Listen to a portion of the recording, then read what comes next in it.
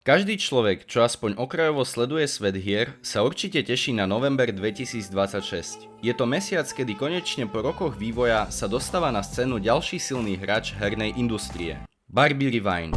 Každopádne dnes pôjde reč o menej závažnej hre, ale taktiež s veľkým menom. Veľké kradnutie aut 6. Ináč sranda, že GTA 6 prakticky vyradila november ako mesiac na vydávanie hier pre ostatných vývojárov. Samozrejme česť výnimka. Každá hra zo série GTA od Rockstaru sa stavala etalónom open world hier a miestom, kde si mohol robiť čokoľvek, čo v bežnom živote neurobíš. Začínajúc uživovaním drog, končiac jazdou tankom po ľuďoch a bombardovaniu ulic z vrtuľníka.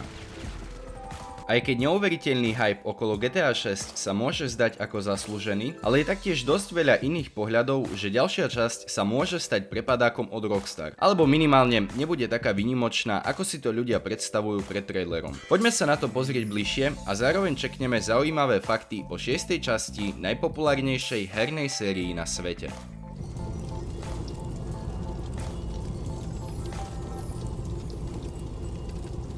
Leonida, Vice City, USA.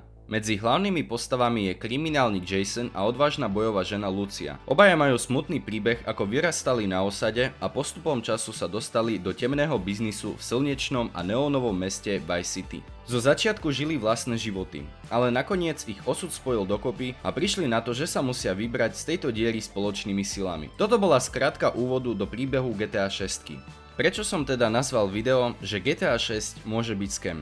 Má to dva dôvody. Prvý je jasný, clickbait. Druhý je už o niečo hlbší. Prvý problém je len špekulácia, ale vrabce na internete čvirkajú, že fyzická verzia nebude obsahovať disk, čo môže byť veľké sklamanie pre zberateľov, ľudí so slabším internetom, alebo keď ju budeš chcieť predať, tak sa ti to nepodarí. Rockstar sa vyhovárajú, aby zamedzili novým líkom, ale pravdepodobne disková verzia nebude sa predávať ani po vydaní. Čiže hru si kúpiš, ale budeš vlastniť len kód hry, ktorý môžeš aktivovať jednorazovo. Ale opakujem, je to len špekulácia. Keď sa ale všetky pletky potvrdia, môže to byť veľké sklamanie pre ľudí, čo by si chceli zakúpiť fyzickú verziu. Okrem toho, hra tradične bude prvé vydaná na konzoli a až neskôr cca o 2 roky, aspoň takto bolo z GTA 5, bude vydaná aj na počítače. Ďalší problém 6 môže byť s príbehom. Všetky časti boli, dá sa povedať, paródiou na reálny život. GTA Vice City, satíra na 80. roky, posmech z prepichu, drog, diskoték a kultúry, viac peňazí, viac úspechu. V GTA San Andreas to bola paródia na 90. roky v Kalifornii, gangy, rasové napätie, policajná korupcia. GTA 4 bola temná časť GTAčka s veľmi dospelým naratívom a o imigrantovi, ktorý chce žiť americký sen.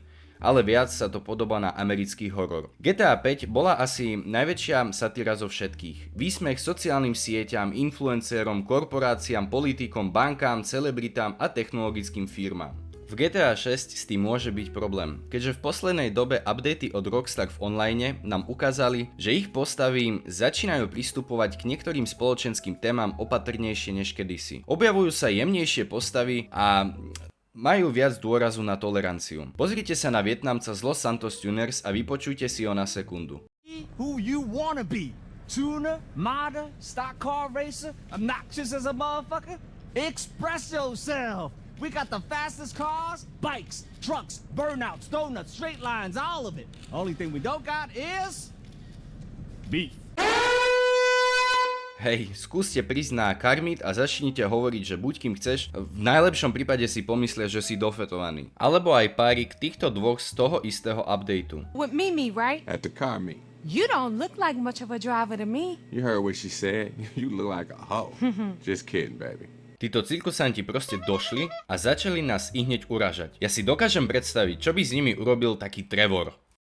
Nechcem týmto nikoho uraziť. Poukazujem len to, že GTA nikdy nebola politicky korektná a vždy vyvolávala diskusie v komunite. Pozrite sa na predošlú časť, sú to rasisti.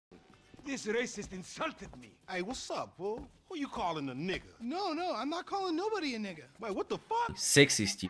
We are women, we are free. We are Shut the fuck up! Thank you. Mizantropy a aj iné individuá, ktoré sa určite nedajú nazvať tolerantnými postavami.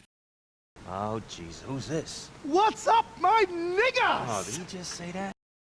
Ourselves in, but Yusuf Amir in the house! Nie je to ináč náhoda, že postavy sú zrazu protolerantné. Problém je aj v tom, že vývojári, ktorí pracovali na starých častiach GTA, Rockstar opustili a teraz tam pracujú títo určite skúsení vývojári, ktorí vedia, čo robia. Dúfam, že teda nemám pravdu a GTA zostane GTA a nezopakuje osud Last of Us alebo hier od Ubisoft. Ďalším mínusom je koridorový gameplay misií.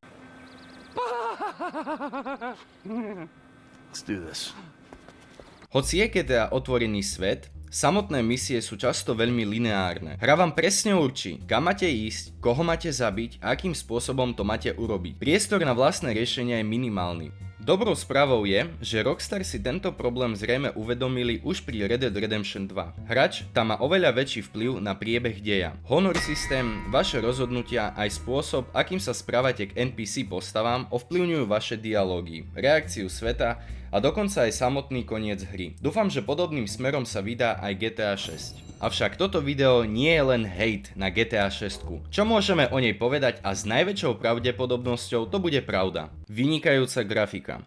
Neriadím sa teraz len screenshotmi a trailerom, ktoré vyzerajú fakt prelomovo, ale celkovo svojimi skúsenosťami z Rockstar. Ak niekto si myslí, že všetko, čo zatiaľ bolo vydané o GTA 6 je len pekný obal, tak si zahrajte posledný vydaný projekt od rokovej hviezdy RDR 2 a uvedomte si, že táto hra už má dobrých 8 rokov. Nie je šanca, že to s novou verziou dokašľu. Herný svet a detalizácia. Ťažko povedať, ako bude vyzerať nová mapa, ale ako už som povedal, čo RDR, čo GTA 5, v oboch hrách boli mapy spracované do detailov s easter eggmi a zaujímavými miestami. Preto aj nová verzia Vice City sľubuje nastaviť novú laťku otvoreného herného sveta v hrách. Najlepší príklad detailov od Rockstaru sú vajcia koňa v RDR 2.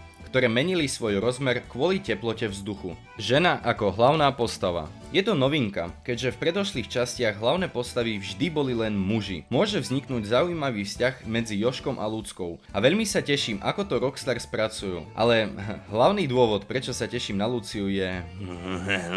záver. Celkovo GTA 6 sľubuje byť vynikajúca časť. Mne osobne sa páči celá tá atmosféra kriminálneho slnečného mesta, obaleného neónom. A taktiež fakt, že na hru bolo minutých 2 miliardy dolárov, čo je 10-násobok budžetu 5, hovorí samo za seba, že hra bude prelomová. Ale treba pamätať, že zázraky sa dejú a veľký hype ľudí môže nesplniť očakávania. Každopádne zistíme to až po release. Ďakujem za pozornosť. Ak máte pár halierov na účte a neviete čo s nimi, budem rád za akúkoľvek podporu na Patreone. Dobrú noc.